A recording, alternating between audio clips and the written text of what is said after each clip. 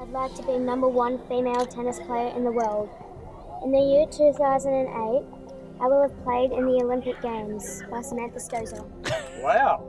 So there we go. I guess I've done a few of those things, which is nice. And yeah, I guess to just have that dream when I was so young and now to actually have done that, it's pretty cool. I guess I've got my primary school to thank for having to write that down, and I guess now having something to look back on is really cool.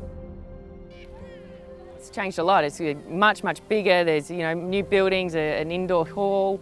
It's definitely grown since I came here. There wasn't many of us when we first arrived back in, I think it was '95, so it's nice to see that it has grown so big.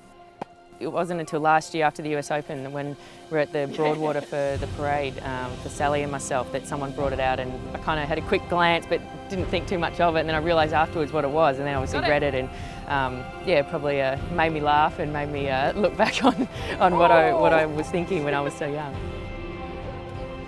My tennis idol growing up was Steffi Graf, and I loved Andre Agassi, and then as I got a little bit older, Pat Rafter when he was winning the US Open and all that. So I had probably quite a few idols when I was growing up, and yeah, when I did get to eventually meet some of those guys, then it was obviously very exciting.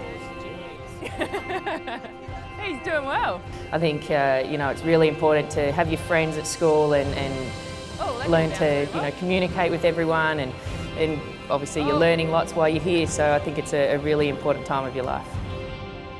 We never hear about you in the media for doing the wrong thing. So is this a deliberate choice of yours, I suppose, and do you see yourself as being a role model to students such as these?